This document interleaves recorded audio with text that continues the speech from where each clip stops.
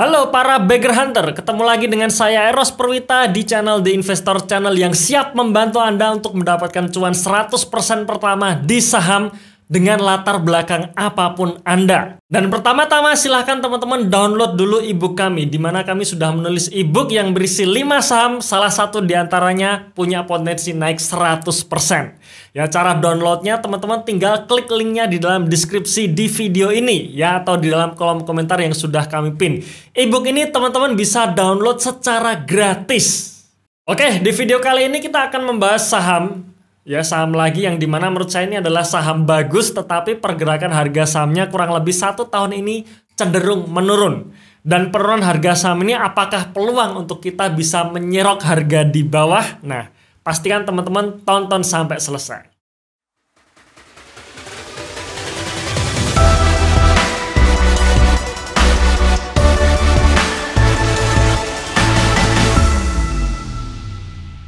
Ya, kita akan membahas emiten BRIS atau Bank Syariah Indonesia. Ya, kita lihat dulu pergerakan harga sahamnya ya, atau story kurang lebih 2 tahun terakhir ini. Kalau teman-teman masih ingat mengenai tren harga saham BRIS ya, waktu tahun 2020 kemarin sebenarnya harga saham BRIS ini hanya dihargai di kisaran sekitar 250 sampai 500 rupiah per saham. Kemudian menjelang akhir tahun 2020 ya, Menteri BUMN Pak Erick Thohir berencana untuk menggabungkan ya, atau merger ya, BRIS yang waktu dulu adalah anak perusahaannya BRI ya, alias hanya BRI Syariah, digabungkan ya, merger dengan BNI Syariah dan juga Mandiri Syariah. Otomatis penggabungan tersebut itu adalah sentimen positif untuk saham BRIS, membuat harga sahamnya langsung terbang. Dari level 500-an ya, sekitar di bulan Juli September tiba-tiba terbang mencapai angka Rp4.000 di awal tahun 2021 ya. Jadi kenaikan yang sangat fantastis, kenaikan sekitar 400% ya, 400%. Hanya dalam waktu beberapa bulan saja. Tetapi nggak bertahan lama ternyata ya. Setelah mencapai level tertingginya di harga 4.000, tiba-tiba sekarang masuk tahun 2022 ini harga sahamnya cenderung menurun. Dan kalau kita hitung sejak harga tertingginya di level 4.000 sampai sekarang ya, saat video ini diambil tanggal 3 Juni 2022, penurunan harga saham BRIS sudah mencapai 62%. Nah, sekarang pertanyaan, dengan penurunan 62% ini apakah saham BRIS ini menjadi menarik ya? Nah, kita bahas dulu sekilas mengenai BRIS ya. Jadi rencana BRIS ini juga akan melakukan right issue ya, sekitar 5 triliun di kuartal 3 2022. Nah, alasan right issue-nya sebenarnya bukan karena butuh dana, tidak, tapi untuk memenuhi aturan free float, yaitu sebesar 7,5% ya. Free float ini adalah saham-saham yang dipegang oleh publik. Nah, kalau kita melihat kepemilikan saham BRIS ya, pemegang saham lainnya di sini selain 3 bank besar ini ya, Bank Mandiri, BNI dan juga BRI, ternyata pemegang saham lainnya ini hanya 7% saja. Dan kalau kita bedah lagi, kepemilikan publik hanya 6% saja. Jadi sangat sedikit ya untuk memenuhi free float 7,5% tadi. Makanya BRIS berencana akan melakukan right issue. Kemudian pemegang saham terbesar saat ini masih didominasi oleh Bank Mandiri dengan kepemilikan di atas 50% ya. Tadinya BRIS ini hanyalah anak dari BRI, kemudian setelah merger ya, otomatis pemegang saham terbesarnya adalah Mandiri karena waktu itu aset Bank Mandiri Syariah lah yang terbesar. Nah, sekarang selain itu ya, BRIS rencana juga akan menjadi BUMN ya, dengan adanya saham Dwiwarna. Nah, saham Dwiwarna ini apa sih? Saham Dwiwarna ini adalah saham di mana pemegang saham Dwiwarna ini walaupun hanya punya 1 lembar saja, tapi punya absolut untuk keputusan ya. Jadi punya suara absolut. Artinya walaupun nanti kepemilikan mayoritas mengatakan A, tapi si pemilik Dwiwarna ini mengatakan B, maka yang diambil adalah keputusan B. Nah, dan rencana saham Dwiwarna ini ya pastinya dimiliki oleh pemerintah Indonesia ya. Kita doakan saja semoga right issue maupun penerbitan saham Dwiwarna oleh BRIS ini bisa berjalan lancar ya. Saya pun mendoakan semoga lancar. Oke, kita bicara mengenai market share BRIS ya, dimana kalau kita bicara mengenai BRIS maka kita bandingkan dari BRIS ya, antara BRIS dan juga bank syariah lainnya. Nah, kita lihat dari sisi aset. BRIS sendiri ya atau BSI ini menguasai 38,5% aset perbankan syariah di Indonesia. Kemudian dari sisi financing ya atau kredit ya atau pembiayaan itu menguasai 39%. Dan sisi funding atau DPK atau simpanan itu menguasai 42,9% ya, ini tahun 2021. Tahun 2020 pun ini juga tidak jauh berbeda. Artinya apa? Artinya BRIS ini bisa dikatakan adalah market leader di perbankan syariah ya. Jadi istilahnya brandnya sangat kuat. Ya, brandnya sangat kuat, market leader, dan menurut saya ya inilah economic mood dari BRIS sendiri ya, tidak bisa dikalahkan. Oke, kalau kita bicara mengenai perbankan, menurut saya ada dua rasio terpenting yang perlu kita ketahui, yang perlu kita analisa, karena dua rasio ini menentukan apakah kondisi perbankan ya atau kondisi bank tersebut itu sehat atau tidak. Yang pertama kita bicara mengenai LDR, loan to deposit ratio ya. LDR ini untuk kategori bank konvensional ya, tapi kalau bank syariah kita bicara mengenai FDR, financing to deposit ratio. Artinya membandingkan antara simpanan dan pinjaman. Nah, sekarang kita lihat FDR dari Bank Syariah ya, Bank Syariah Indonesia ini atau BRIS ya, dari tahun 2019 sampai tahun 2021 hanya berkisar di 70% saja ya, dan ini cenderung mengecil ya, dari 76% menjadi 73% tahun 2021. Artinya apa? Artinya dari 100 simpanan yang dihimpun oleh BRIS, 73%-nya dilempar ke kredit. Nah, bicara angka 73% ini sebenarnya menurut saya kurang optimal ya. Kenapa? Karena ya artinya banyak dana nganggurnya.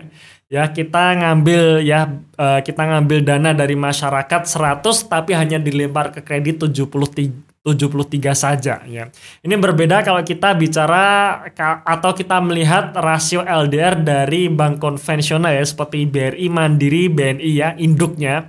Rata-rata berkisar di angka 90%, dan 90% ini menurut saya yang optimal ya.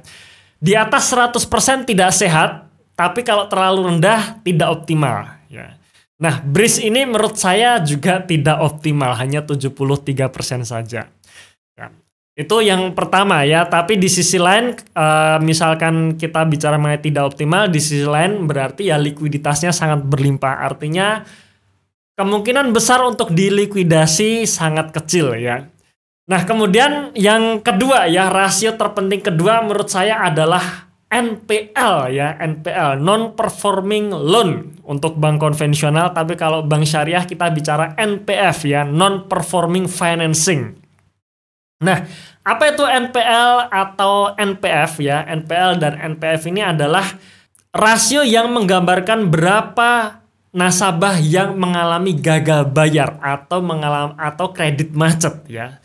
Nah, kenapa ini perlu diperhatikan? Karena ketika nasabah macet ya dalam pembayaran kreditnya, otomatis duit dari yang dipinjamnya pun itu juga hilang. Ya, misalkan nih saya pinjam ke BRIS sebesar katakanlah 100 juta, tapi saya macet, gak bisa bayar bunga, gak bisa bayar pokok pinjaman, ya sudah. Ya, otomatis duit 100 juta yang dikasihkan dari BRI Syariah tadi ya, dari BRIS tadi ke saya ya hilang gitu, 100 juta hilang. Nah, makanya NPL itu harus seminimal mungkin ya. Menurut saya di atas 5% itu sudah tinggi. Nah, menariknya untuk BRIS ya, NPF yang net, kita bicara yang net ya. Net ini ibaratnya macet parah sampai harus asetnya dilelang ya. Kalau NPF gross ini masih kategori nasabah batuk, kira-kira seperti itu. Ya, masih kategori nasabah batuk lah. Kalau net ini yang parah, yang istilahnya benar-benar gak bisa bayar dan harus menjual aset atau agunannya. Nah, untuk BRIS sendiri per tahun 2021 hanya 0,87%. Bahkan tahun 2020 saat pandemi NPF netnya hanya 1,12%. Artinya ya ini sangat sehat.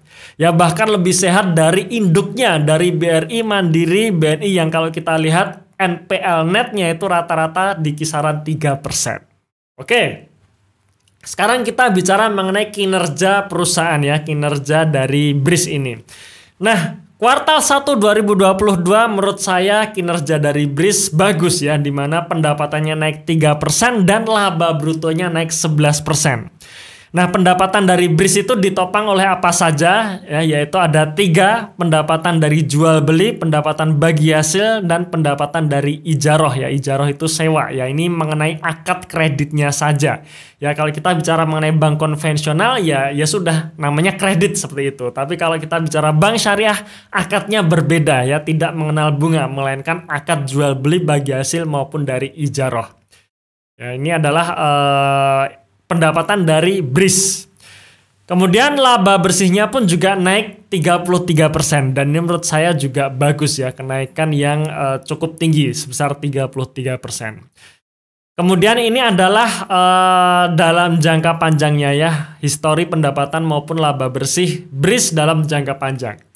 Kalau kita bicara pendapatan maupun laba bersih BRIS sebelum tahun 2020, ini adalah pendapatan dan laba bersih BRIS yang hanya dari BRI Syariah saja ya. Kemudian kalau kita bicara tahun 2020, ini sudah merger. Memang mergernya tahun 2021 awal, tapi setelah merger ya biasa akan ada penyesuaian laporan keuangan dan akhirnya di 1 tahun terakhir ini bisa di restatement ulang ya, alias kira-kira pendapatan setelah merger ya di tahun 2020 sekian. Nah, kalau kita lihat pendapatan dari tahun 2020 ke 2021 ada kenaikan, kemudian di tahun 2022 ini kita proyeksikan juga naik kira-kira sekitar 3-5% saja. Kemudian laba bersihnya pun juga ada kenaikan ya, kenaikannya cukup bagus di mana tahun 2020 laba bersihnya 2,1 triliun kemudian naik 3 triliun dan tahun 2022 kita proyeksikan dan harapannya tercapai ya, laba bersihnya naik sekitar 30% ya, semoga tercapai ya. Nah, sekarang kita bicara mengenai valuasi dan juga ROE-nya. Kalau misalkan target di tahun 2022 tadi tercapai di mana laba bersihnya naik 33% dengan ekuitas sekarang, maka proyeksi ROE-nya mencapai 15% ya. Ngomong-ngomong garis warna ungu yang di bawah ini adalah garis yang menunjukkan rasio ROE. Dan kalau ini kejadian atau tercapai, maka ini adalah ROE tertinggi ya, bahkan ROE tertinggi sejak IPO. Ya sudah jelas ya, setelah merger pastinya lebih sehat. Tapi ini pun juga ROE tersehat setelah merger juga. Ya, walaupun mergernya hanya baru berlangsung 1 tahun. Ya, kalau di tahun 2020 setelah dikonsolidasi ROE-nya juga sekitar 10%. Ya, jadi menurut saya ini ada kenaikan kinerja. Kemudian garis warna merah ini yang menunjukkan level price to book value ya. Nah, ngomong-ngomong untuk price to book value ini, maka yang bisa kita bandingkan ya hanya tahun 2021 karena tahun 2020 ini adalah harga saham sebelum merger ya, setelah merger ya berarti tahun 2021. Ya, dan di harga 1.500 ya, harga 1.500 ini menunjukkan level PBV 2,3 kalinya. Ya, apakah level 2,3 kalinya ini murah atau mahal? Ya, kalau kita lihat di story-nya ya belum kelihatan seperti itu ya, belum kelihatan karena baru merger itu tahun 2021 dan sejak level tertingginya di harga 4.000 sampai sekarang ini cenderung turun ya. Nah, sebenarnya bisa saya simpulkan seperti ini teman-teman sekalian ya. Yang pertama mengenai profil bisnisnya ya, profil bisnis dan juga neraca. Yang pertama, BRIS ini adalah market leader ya, market leader di dalam perbankan syariah ya, menguasai sekitar 30-40% baik dari aset pembiayaan maupun simpanan untuk seluruh bank syariah di Indonesia. Artinya apa? Perusahaan memiliki brand kuat. Ya, brand kuat. Saya yakin rata-rata kalau ditanya punya rekening bank syariah, rata-rata pasti punya BSI ya, Bank Syariah Indonesia, rata-rata pasti punya Ya. Kemudian kalau dari sisi LDR ya atau FDR ini terjaga di level 70-80% yang tadi ya bisa kita katakan sebenarnya tidak optimal. Tapi dengan angka yang seperti ini artinya likuiditas bank berlimpah ya. Resiko gagal bayar atau rush atau dilikuidasi itu sangat kecil. Oke, yang kedua ya mengenai kenaikan kinerja ya, mengenai kinerjanya. Menurut saya kinerjanya di tahun 2022 kuartal 1 ini bagus, di mana pendapatannya naik 3%, laba bruto naik 11%, laba bersihnya naik 33%. Dan harapannya sampai akhir tahun ini tetap ada kenaikan kinerja ya, laba bersihnya tetap naik 30%. Harapannya juga right isunya berjalan lancar. Kemudian penerbitan saham dua warna juga berjalan lancar dan harapannya nanti BTN Syariah juga diakuisisi. Sehingga membuat economic mood-nya makin gede lagi dan makin tak tertandingi lagi. Ya, seperti itu. Kemudian yang ketiga, jika laba bersih tahun 2022 3,9 triliun ya, artinya proyeksi ROE mencapai 50% yang merupakan ROE tertinggi sejak IPO. Ya, dan yang keempat secara valuasi ya harga 1.500 menunjukkan level PBV 2,3 kali dengan PER sekitar 16 kali ya. Kalau kita melihat sebelum merger artinya BRIS ya hanya BRI Syariahnya saja dengan ROE yang kecil waktu itu ya hanya cuma 1%, 2% itu saja level PBV-nya selalu menyentuh angka 1 kali. Kenapa? Karena ya punya brand yang kuat tadi ya, apalagi setelah merger ROE-nya menjadi membaik, maka PBV 2,3 kali ini menurut saya ya masih murah gitu. Per 16 kali pun kalau kita ngelihat di story-nya ini juga per terkecil sepanjang atau sejak perusahaan ini IPO ya. Jadi bisa dikatakan ya sekali lagi saya menganggap harga 1.500-an ini sudah termasuk harga yang murah. Nah, oke, itu tadi review mengenai saham BRIS ya, dimana sekali lagi teman-teman sekalian ya, video ini hanya bersifat informasi umum saja ya. Jadi saya tidak mengajak membeli, saya tidak mengajak menjual. Semua keputusan tetap di tangan Anda masing-masing karena itu duit Anda sendiri. Terima kasih sudah menonton video ini sampai akhir. Tunggu video kami selanjutnya dan salam Passive Income.